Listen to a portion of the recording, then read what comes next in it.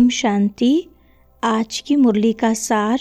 मीठे बच्चे, अपनी उन्नति के लिए रोज पोता मेल निकालो। सारे दिन में चलन कैसी रही, चेक करो। यज्ञ के प्रति ऑनेस्ट रहे।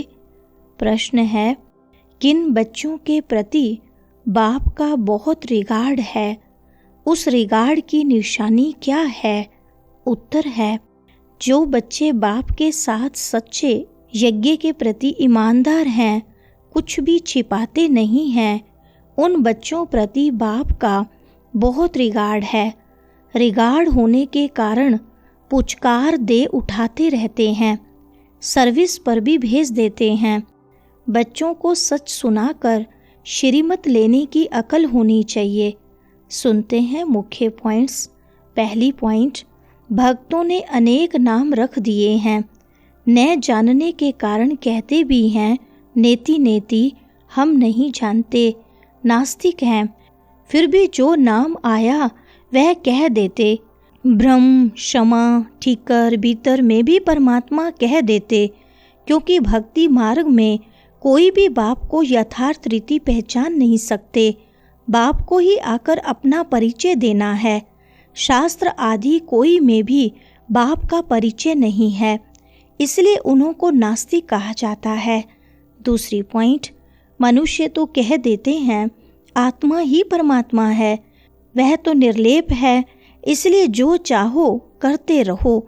मनुष्य होकर बाप को ही नहीं जानते हैं। बाप कहते हैं, माया रावण ने सबकी पत्थर बुद्धि बना दी है। बच्चों को पहले भी यह सब साक्षात्कार हुए हैं, फिर भी कोई कोई पाप करना छोड़ते नहीं। कई बच्चों ने जैसे गांठ बांध ली है कि हमको तो बनना ही थर्ड क्लास है, इसलिए पाप करना छोड़ते ही नहीं। यह गांठ नहीं बांधो कि हमको तो थर्ड क्लास ही बनना है, अभी गांठ बांधो कि हमको ऐसा लक्ष्मी नारायण बनना है। तीसरी पॉइंट, माया का बहुत जोर है, सुधरते ही नहीं। बच्चों को समझाया जाता है, रात को सारे दिन का पोता मेल निकालो। क्या किया? हमने भोजन देवताओं मिसल खाया, चलन कायदे सिर चली या अनाड़ियों मिसल। रोजाना अपना पोता मेल नहीं संभालेंगे तो तुम्हारी उन्नति कभी नहीं होगी। चौथी पॉइंट, बहुतों को माया थप्पड़ मारती रहती है। लिखते हैं कि आज हमारा बुद्धि योग फलाने के नाम रूप में गया, आज यह पाप कर्म हुआ। ऐसा सच लिखने वाला कोटों में कोई ही है। बाप कहते हैं, मैं जो हूँ जैसा हूँ मुझे बिल्कुल नहीं जानते। अपने को आत्मा समझ और बाप को याद करें, तब कुछ बुद्धि में बैठे। बाप कहते हैं, भल अच्छे अच्छे बच्चे हैं, बहुत अच्छा ज्ञान सुनाते हैं, योग कुछ नहीं, पहचान पूरी है नहीं, समझ नहीं सकते, इसलिए किसको समझा नहीं सकते। पांचवी पॉइंट, राजाई लेना कम बात नहीं है, बहुत मेहनत है। माया अच्छा ही वार करती है, बड़ी युद्ध चलती है, बॉक्सिंग होती है ना। बहुत होशियार जो होते हैं उनकी ही बॉक्सिंग होती है, फिर भी एक दो को बेहोश कर देते हैं ना। कहते हैं, बाबा माया के बहुत तूफान आते हैं, यह होता है। सो भी बहुत थोड़े सच लिखते हैं, बहुत हैं जो छिपा लेते हैं। समझ नहीं कि मुझे बाबा को कैसे सच सुनाना है, क्या श्रीमत लेनी है। छठी पॉइंट, बाप जानते हैं माया बड़ी प्रबल है, सच बतलाने में बड़ी लज्जा आती है। उनसे कर्म ऐसे हो जाते हैं जो बताने में लज्जा आती है। बाप तो बहुत रिगार्ड दे उठाते हैं, यह बहुत अच्छा है, इनको ऑल राउंड सर्विस पर भेज दूंगा। बस दे अभिमान आया, माया का थप्पड़ खाया, यह गिरा। बाबा तो उठाने लिए महिमा भी करते हैं, पुचकार दे उठाऊंगा। तुम तो बहुत अच्छे हो, स्थूल सेवा में भी अच्छे हो, परंतु यथार्थ रीति बैठ बताते हैं कि मंजिल बहुत भारी है।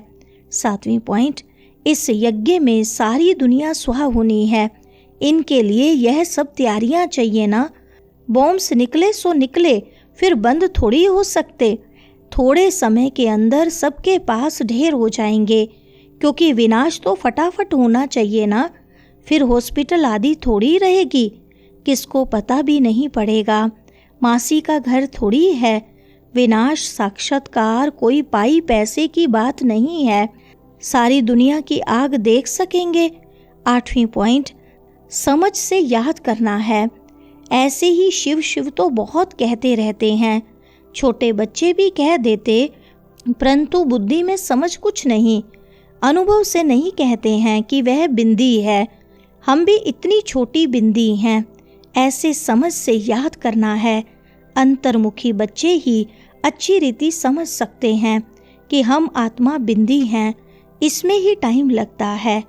9वां पॉइंट, बच्चे जानते हैं हमारा ये अंतिम जन्म है, अभी हम जाते हैं घर। शरीर का भान कम हो तब बातचीत करने में सुधार हो, नहीं तो चलन बिल्कुल ही बदतर हो जाती है, क्योंकि शरीर से अलग होते नहीं, देहाभिमान में आकर कुछ न कुछ कह देते हैं। यज्ञ से तो बड़े ऑनेस्ट चाहिए, अभी तो बहुत अलबेले हैं, खान पान वातावरण कुछ सुधारा नहीं है, अभी तो बहुत टाइम चाहिए। सर्विसेबल बच्चों को ही बाबा याद करते हैं, पद भी वही पा सकेंगे। ऐसे ही अपने को सिर्फ खुश करना, वह तो चना चबाना है, इसमें बड़ी अंतर्मुखता चाहिए। 10वां पॉइंट, थोड़ी ही सर्विस की तो अहंकार आ जाता है, गिर पड़ते हैं, समझते नहीं कि बाप है, साथ में धर्मराज भी है, अगर कुछ ऐसा करते हैं तो हमारे ऊपर बहुत भारी दंड पड़ता है, इससे तो बाहर में रहे वह अच्छा है। बाप का बनकर और वर्षा लेना मासी का घर नहीं है, बच्चों आदि को ले आना यह बंद कर देना होगा। इतने बच्चों को कहाँ बैठ संभालेंगे, बच्चों को छुट्टियाँ मिली तो समझते हैं और कहाँ जाएं। चलो मधुबन में बाबा के पास जाते हैं, यह तो जैसे धर्मशाला हो जाए, फिर यूनिवर्सिटी कैसे हुई, बाबा जांच कर रहे हैं, फिर कब ऑर्डर कर देंगे, बच्चे कोई भी न ले आए। 11वां पॉइंट, बच्चों को बहुत अंतर्मुखी होना है, तब तो तुम किसको समझा सकेंगे, तुम्हारे पर बलिहार जाएंगे और फिर बहुत पछताएंगे।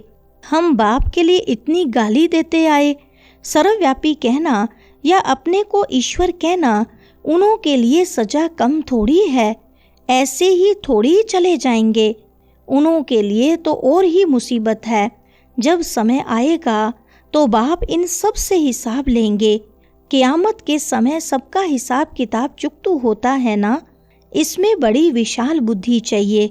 वरदान है, रूहानियत की श्रेष्ठ स्थिति द्वारा वातावरण को रूहानी बनाने वाले सहज पुरुषार्थी भव। विस्तार है, रूहानियत की स्थिति द्वारा अपने सेवा केंद्र का ऐसा रूहानी वातावरण बनाओ जिससे स्वयं की और आने वाली आत्माओं की सहज उन्नति हो सके, क्योंकि जो भी बाहर के वातावरण से थके हुए आते हैं उन्हें एक्स्ट्रा सहयोग की आवश्यकता होती है, इसलिए उन्हें रूहानी वायुमंडल का सहयोग दो, सहज पुरुषार्थी बनो और बनाओ। हर एक आने वाली आत्मा अनुभव करे कि यह स्थान सहज ही उन्नति प्राप्त करने का है। स्लोगन है, वरदानी बन शुभ भावना और शुभ कामना का वरदान देते रहो। अच्छा, ओम शांति।